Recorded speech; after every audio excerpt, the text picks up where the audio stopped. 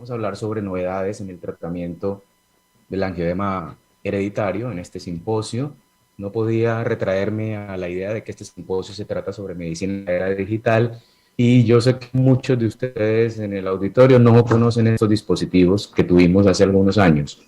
Para los mayores que sí los conocemos, podemos imaginar el progreso que se ha tenido para almacenar información, que ha pasado rápidamente de muy poca capacidad de almacenamiento a una enorme cantidad de almacenamiento en la nube y de disponibilidad de información a través de las herramientas de inteligencia artificial. Pero nos defendíamos en esa época, hablando de los 70s, con poquita información y con eso hacíamos nuestro trabajo. Lo mismo más o menos va a pasar en medicina en la actualidad y quiero mostrarles lo que ha ocurrido en angioedema hereditario en la evolución en estos años. Mi nombre es Mauricio Sarrazola, soy alergólogo, inmunólogo clínico, miembro de la Sociedad Colombiana de Alergia, Asma e Inmunología y ejerzo en la ciudad de Cúcuta. No tengo conflicto de interés para esta conferencia, aunque he recibido fondos de varias empresas farmacéuticas que tienen medicamentos que utilizamos en angioedema hereditario, pero les repito, en esta conferencia no hay ningún tipo de conflicto.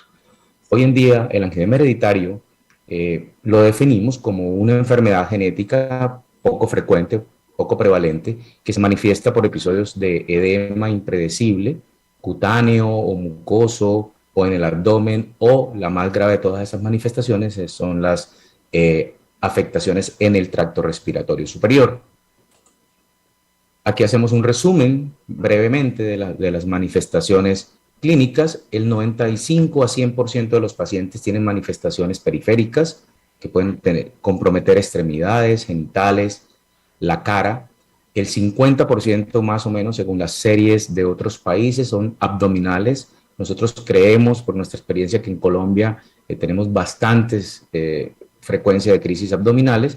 Estas crisis pueden ser muy intensas, el dolor, el vómito, incapacidad para los pacientes, simular un abdomen agudo y llevar incluso a la realización de cirugías innecesarias.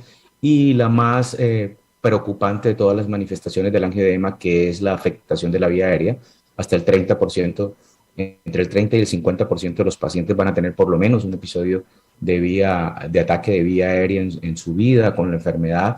La mortalidad hasta hace algunos años podía ser hasta del 10% y es así como muchos pacientes siempre viven dentro de sus familias, tienen los antecedentes de familiares fallecidos por la enfermedad y eso les acarrea una gran carga emocional. Resaltar que los ataques de la enfermedad son impredecibles tanto en su frecuencia como en su gravedad, aunque existen algunos datos que nos pueden hacer sospechar que se avecina un ataque. Uno de ellos es la aparición de eritema marginado en la piel. Y los desencadenantes pueden ser el trauma, el estrés, infecciones, algunos medicamentos, el alcohol, cambios en los hábitos de actividad de los pacientes. Hoy en día clasificamos los angioedemas en dos grandes grupos. Los angioedemas inducidos por bradiquinina y los angioedemas inducidos por mediadores de células cebadas, y un pequeño grupo en el que tenemos todavía pacientes en que no podemos identificar ni su mecanismo ni su etiología. Nos vamos a concentrar en el angioedema inducido por bradiquininas. En este caso vamos a tener los que tienen deficiencias de C1 inhibidor y los pacientes que encontramos C1 inhibidor en niveles normales. Dentro de estos grupos tenemos dos subclasificaciones que son los angioedemas hereditarios y los angioedemas adquiridos. Del que más vamos a hablar durante estos 20 minutos, 25 minutos adicionales, es sobre el angioedema hereditario tipo 1 y tipo 2 por deficiencia o defecto de la producción de C1 inhibidor y del C1, del angioedema con C1 inhibidor normal. Estos los vamos a dejar para serían objeto de otra conferencia. Concentrándonos en el angioedema inducido por bradiquinina, ¿qué hemos aprendido sobre el diagnóstico de la enfermedad? Una vez tenemos la sospecha clínica, podemos hacer un diagnóstico que es relativamente simple y accesible en todos nuestros niveles de atención de salud. El 95-98% de los pacientes van a pertenecer al grupo de angioedemas hereditarios con deficiencia o defecto de C1 inhibidor, y ambos grupos van a tener el C4 bajo. El C4 es una prueba muy fácil de realizar en laboratorio, como les digo, en todos los niveles de atención, y eso sería como una herramienta de arranque para el diagnóstico. Cuando tenemos una deficiencia o una mutación que causa deficiencia en la cantidad de proteína producida, ese es aproximadamente el 85% de los pacientes, estamos hablando de un angioedema tipo 1. Obviamente, cuando medimos la función del C1 inhibidor en esos pacientes, pues también va a estar disminuida. Fíjense que las concentraciones de la proteína en sangre van a estar alrededor del 30%, nunca llegan al 50% por algunas razones genéticas especiales, es decir, el alelo funcional no funciona igual en estos pacientes, por lo tanto casi nunca vemos 50% de concentración de proteínas como era de esperarse. El otro 15% de este tipo de pacientes van a tener C4 bajo, C1 inhibidor antígeno normal, puesto que la mutación no cambia la cantidad, solamente cambia la calidad de la proteína, por lo tanto este C1 inhibidor no se libera de la célula cuando se produce y va a estar bajo. Entonces, con esto tenemos el diagnóstico de la gran mayoría de los pacientes en los que sospechamos angioedemas hereditarios. Obviamente, aquí tenemos que pensar en la historia clínica. Vamos a tener antecedentes familiares en el 85 a 80% de los pacientes. Un 15 a 20% de los pacientes no tienen antecedentes familiares porque son mutaciones de novo. Entonces, en estos pacientes el índice de sospecha clínica tiene que ser mucho mayor que lo normal. En los angioedemas adquiridos, usualmente son pacientes más de 40 años de edad que comienzan con episodios de angioedema sin antecedente familiar de la enfermedad. También podemos utilizar una herramienta que es el C1Q bajo, que también se puede realizar en el laboratorio. Limitantes en cuanto a esta parte del diagnóstico que tenemos: medir C1 inhibidor funcional no es sencillo en el laboratorio. Es una prueba que tiene muchas fallas en el proceso pre-prueba y también durante el proceso de la prueba. Por lo tanto, se recomienda tomar dos de estas mediciones para confirmar el diagnóstico cuando encontramos alteraciones o una alta sospecha. Y donde definitivamente se ha avanzado más en el diagnóstico de los angioedemas son en los angioedemas de C1 inhibidor normal. Esos son pacientes que tienen historia familiar de angioedemas recurrentes, en los cuales en los últimos 15 años se han identificado 6 mutaciones nuevas que pueden ocasionar la enfermedad. La mutación más frecuente demostrada en la literatura que causa angioedema con C1 inhibidor normal es la mutación del factor 12. Usualmente son mujeres que inician sus síntomas durante la menarquia. Esto ha sido posible gracias a los análisis utilizando técnicas de secuenciación de nueva generación. Resaltarles un poco que existen angioedemas adquiridos con C1 inhibidor normal ocasionados por algunos medicamentos como los IECAS, están reportados con las gliptinas del tratamiento de la diabetes, están reportados con arabeta 2 y con otros medicamentos antitrombóticos. Eso es lo que llevamos en cuanto a diagnóstico, y aquí lo podemos ver en esta gráfica. Fíjense cómo después de tener un gran grupo de pacientes que no sabíamos nada de ellos, factor 12, plasminógeno, angiopoyetina, mioferlina, arilsulfatasa, ya tenemos 6 genes claramente identificados, con muy pocas familias. Por supuesto, como les recuerdo, el factor 12 es el más importante. Entonces, para el diagnóstico debemos utilizar estudios moleculares durante un tiempo. El año pasado o antepasado, las EPS comenzaron a exigirnos que para el diagnóstico tuviéramos secuenciación del gen SERPIN1 que codifica el ACE1 inhibidor. Una pérdida absoluta de recursos. No es necesario en la rutina para el diagnóstico de angioedema hereditario, salvo muy raras excepciones, utilizar técnicas de biología molecular.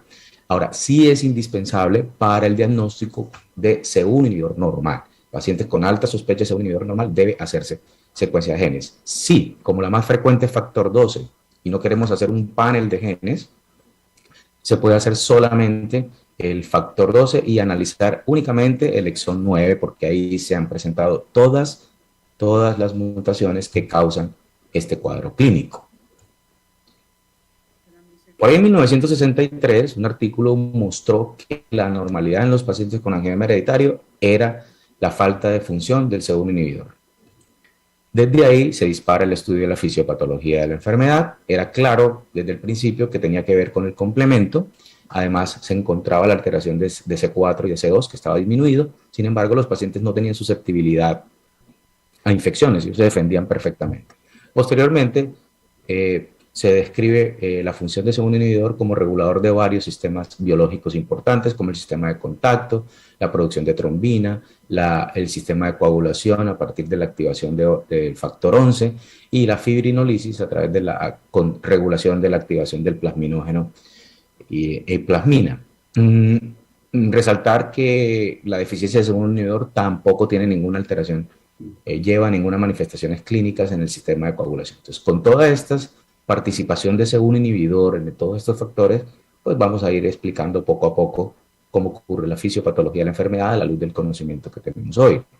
El factor 12 tiene un proceso de autoactivación de baja intensidad, es soluble en sangre y solamente esto se va a potenciar cuando tenemos activación del sistema de contacto. Cuando tenemos esta activación en la superficie de las células con el quininógeno de alto peso molecular, se va a actuar sobre la precalicreína plasmática que se mueve en un complejo con calicreína quininógeno, se activa la precalicreína a calicreína, la calicreína desprende del quininógeno de alto peso molecular la bradiquinina y esta sustancia actuando sobre los receptores de las células endoteliales va a aflojar las uniones estrechas del endotelio, ocasionando la liberación de líquido y el edema clínicamente evidente. Y aquí tenemos pues cómo funciona el factor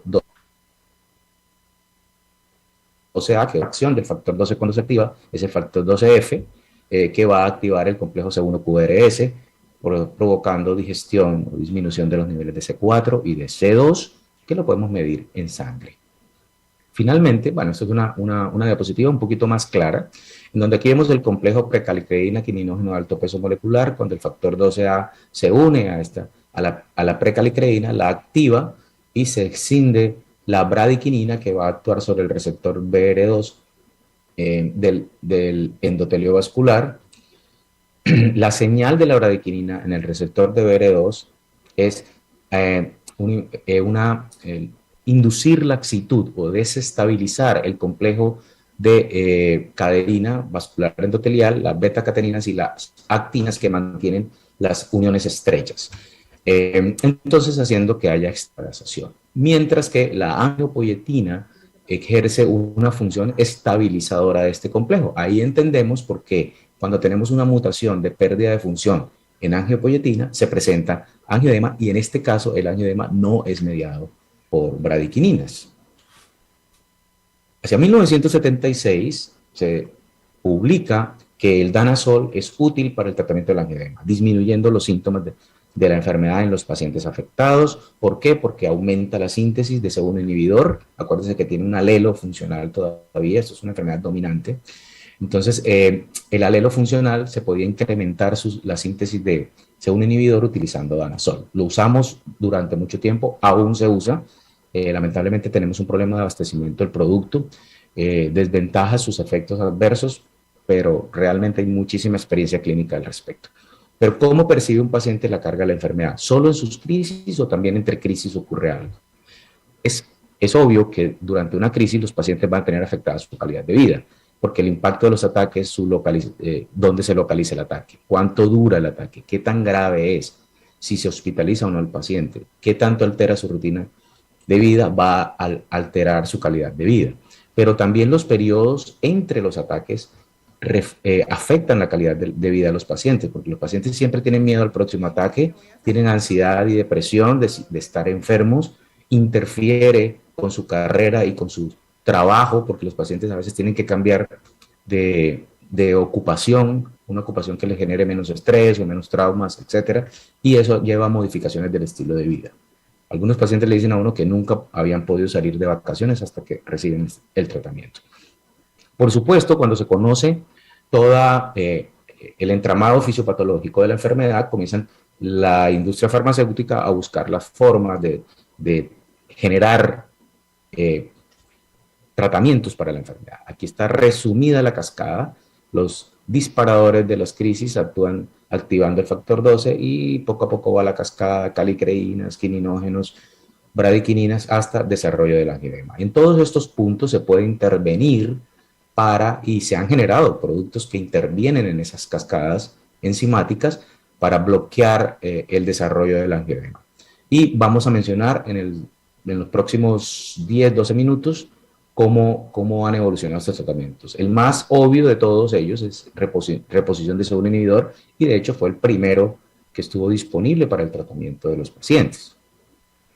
Dentro del manejo de los pacientes con angioedema hereditario tenemos tres situaciones clínicas: el tratamiento a demanda, que es para solucionar el problema de la crisis; el tratamiento de profilaxis a corto plazo, que es cuando sabemos que el paciente va a estar expuesto a una situación que puede inducir una crisis y queremos evitar esa crisis; y el otro es el profilaxis a largo plazo, o PLP, en el cual buscamos en un paciente que tiene mucha carga de la enfermedad o enfermedad no controlada, reducir la carga de la enfermedad disminuyendo el número de crisis y su gravedad.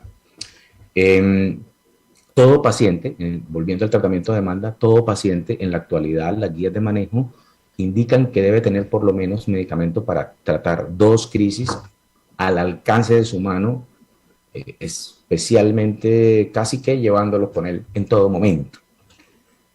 Tenemos 3 medicamentos en este momento que podemos usar para tratamiento de crisis. El primero de ellos es un inhibidor, el más antiguo de todos, es un derivado plasmático. Obviamente funciona reponiendo la función de la proteína dañada.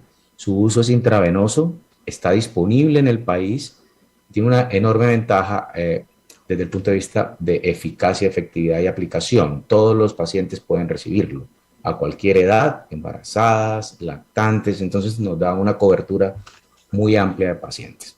El icatibant tiene un mecanismo de acción diferente, actúa en la última parte de la cascada fisiopatológica, bloqueando el receptor de bradiquininas, por lo tanto evitando la aparición de edema.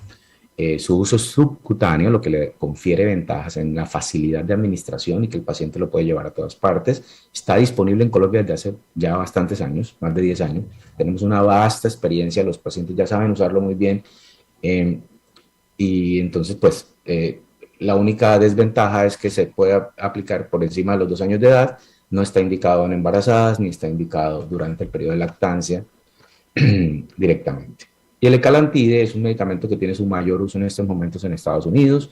Es un inhibidor de la calicreína, o sea que actúa en la mitad de la cascada, después del paso del factor 12, antes de la producción de bradiquinina. Entonces, pues disminuye la producción de bradiquinina, disminuyendo los síntomas de la enfermedad. Se usa también por vía subcutánea, pero tiene el 3% de los pacientes presentan reacciones o presentaron en los estudios pivotales reacciones alérgicas al medicamento, por lo tanto debe ser aplicado bajo supervisión médica. Eso frenó su comercialización porque pues, requiere de este tipo de infraestructura, se puede utilizar y está aprobado por la FDA para los 12 años de edad. Pues esos 3 tratamientos que les mencioné nos solucionaron una parte, es decir, prácticamente hoy no debemos tener fallecimientos por falta de medicamentos para el tratamiento de las crisis. Otra cosa es que no tengamos el acceso en determinado momento o que se haya manejado mal o se haya enfocado mal el manejo en urgencias de las crisis. El tratamiento de profilaxis a corto plazo, como ya se los expliqué, tratamos de evitar la crisis en procedimientos médicos, quirúrgicos o dentales o exposición a algún evento que sabemos que en este paciente causa crisis. El único medicamento aprobado para tal fin en Colombia es el C1 inhibidor derivado plasmático. Ya conocemos sus características, su seguridad, su eficacia, es tremendamente efectivo, pero su uso intravenoso dificulta su uso fácil en Colombia. Tenemos barreras con las IPS, no en todas partes pueden ponerlo. Imagínense ustedes un odontólogo que va a hacer un procedimiento invasivo en un paciente con angioedema hereditario, pues no va a tener la posibilidad de ponerlo intravenoso porque no está aprobado, sino bajo supervisión médica. Entonces estas barreras de acceso son bastante marcadas e importantes y limitan su uso, pero otra cosa que a uno nos preocupa mucho más es la poca percepción de riesgo que tienen los médicos que hacen estos procedimientos en los pacientes o los odontólogos. El mismo paciente tiene poca percepción de riesgo. Tenemos que avanzar mucho en esta parte de profilaxis y esperamos hacerlo en los próximos años. Y aquí vamos en el área que tal vez es más interesante para el desarrollo, que es la profilaxis a largo plazo.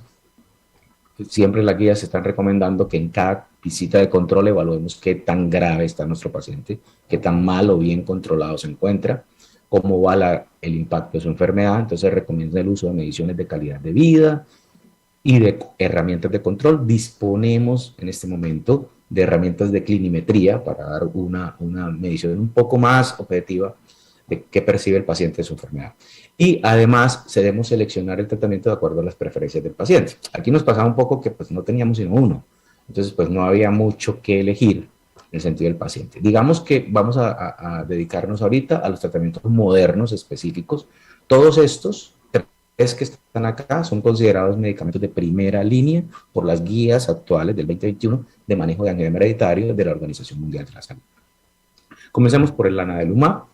Es un monoclonal, un anticuerpo monoclonal que se une a la calicreína plasmática, evitando que se active la calicreína y escinda bradiquinina del quininógeno de alto peso molecular, por lo menos parando la reacción en su punto más crítico de la cascada enzimática.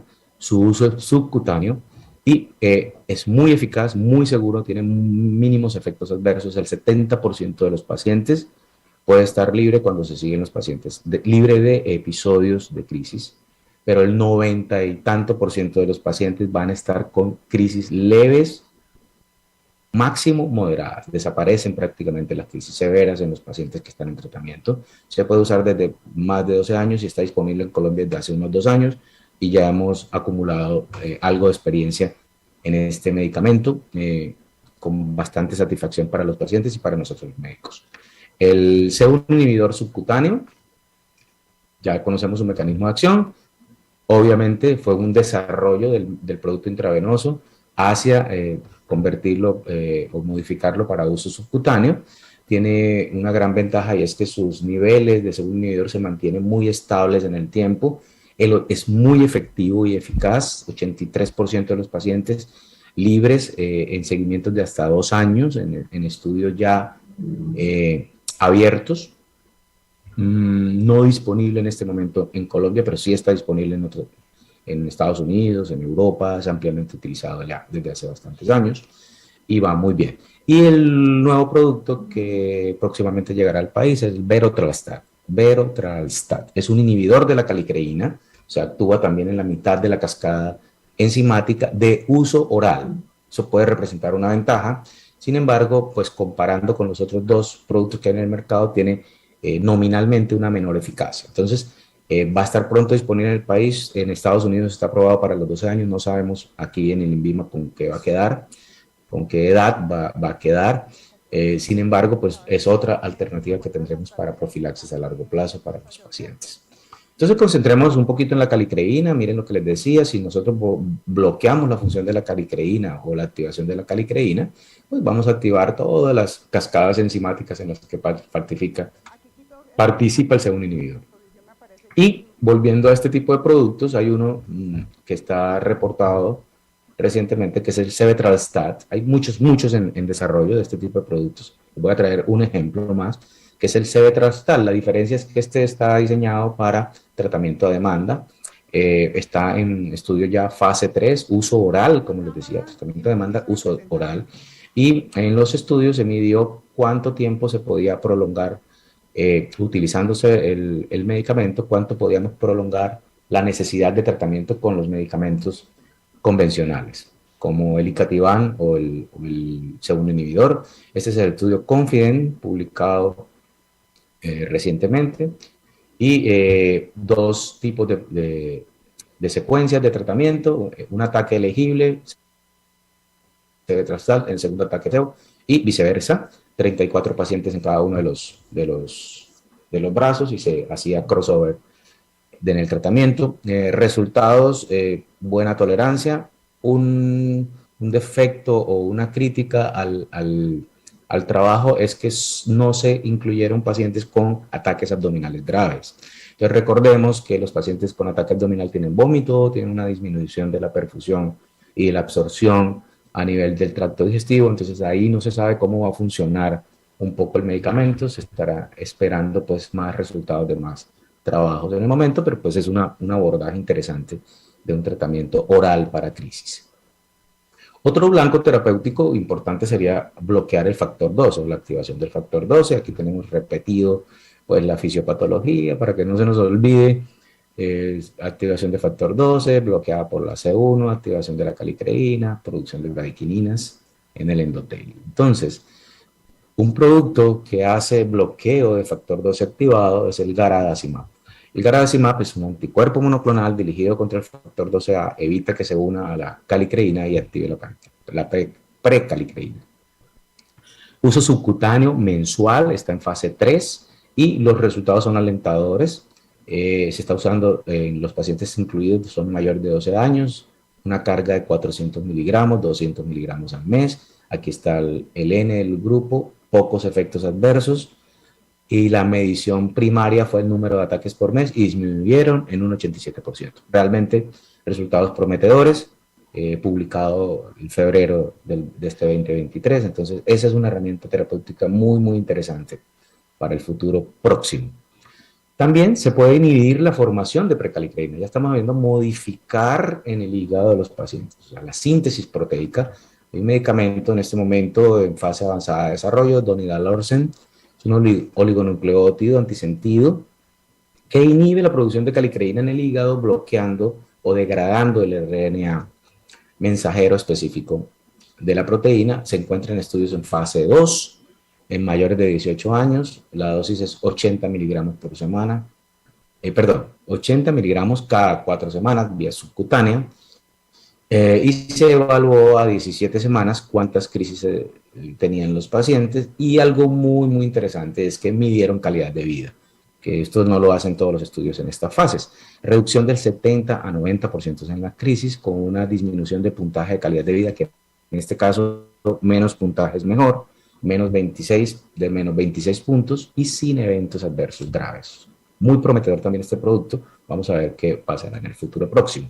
Y finalmente, lo más moderno, el enfoque más novedoso, tal vez es utilizar tecnología de edición genómica, y lo hace una empresa que se llama Intelia, tiene un producto que se llama NTALEA 2002, recientemente la FDA le dio permiso para incluir pacientes de Estados Unidos en sus estudios fase 1-2, ya lo estaba haciendo con pacientes en Europa y en Asia. Lo que hace es que inactiva el gen de la calicreína en el hígado, por lo tanto bajando totalmente la producción de calicreína y de bradykininas en la cascada del sistema de contacto. Seguimiento hasta el momento, los datos preliminares publicados son de 16 semanas, es 5 pacientes tratados sin eventos adversos relevantes, 2 de ellos están totalmente sintomáticos, y esto sería un tratamiento pues curativo, porque es una inactivación completa del gen con un sistema de edición génica no viral. Tienen una tecnología patentada con no viral sin vector viral. Muy bien, entonces hemos pasado a tener muy pocas opciones, prácticamente ninguna. Ojo, no queremos dejar de un lado el danazol, porque todavía se usa muchísimo. Como les digo, es un problema de desabastecimiento, pero hay pacientes para también ese tipo de tratamiento. Tenemos que tener en cuenta que estos 3 escenarios de tratamiento deben ser evaluados permanentemente, con ajustes, se deben hacer ajustes al plan, hay que dar un monitoreo permanente, identificar los factores específicos del tratamiento, las preferencias, riesgo-beneficio, vía, conveniencias, accesibilidad, cuál es la carga de la enfermedad que tiene nuestro paciente, medirla con clinimetrías, y ya directamente número de crisis, y tomar decisiones compartidas con los pacientes. El panorama cambió para los pacientes y también para nosotros los médicos. Con la disponibilidad de nuevas terapias, eso ya son los mensajes finales. ¿Qué tienen en común las nuevas terapias? ¿Qué tienen de diferente? ¿Cuál es su perfil de seguridad? Eso es muy importante. Las preferencias en el tratamiento del paciente tenemos que tomar, ser muy claros, explicar la complejidad del producto. O sea, no es fácil en este tipo de pacientes comprender qué tipo de medicamento estamos hablando. Si hay acceso, elegir bien los candidatos y tomar una decisión compartida. ¿Qué nos falta todavía por resolver? Y nos preocupa mucho. Poblaciones especiales, embarazo, lactancias y niños. Todavía no tenemos suficiente armamentario terapéutico para solucionar sus problemas con la enfermedad. El acceso a consulta especializada en casos complejos es necesario que se vea en un grupo que tenga experiencia en el diagnóstico y tratamiento de estos pacientes. Y en el futuro, los sistemas integrados de atención y gestión para este tipo de enfermedades deben desarrollarse más, porque hay barreras de acceso que son absurdas. Pacientes que tienen el medicamento en su mano y llegan a una urgencia porque quieren buscar algo de ayuda y no se los permiten poner o no se los ponen, etc. Entonces, eso tiene que ser solucionado en el futuro próximo y eso es lo que nos espera para trabajar los nuevos medicamentos y mejorar el sistema de gestión de riesgo de esta enfermedad y su tratamiento. Bueno, eso es todo. Muchísimas gracias. Creo que me mantuve dentro del tiempo establecido. Estaremos pendientes de las preguntas y podemos resolverlas con muchísimo gusto. Y gracias a Caire por tenerme en cuenta en esta mi segunda participación en su congreso institucional.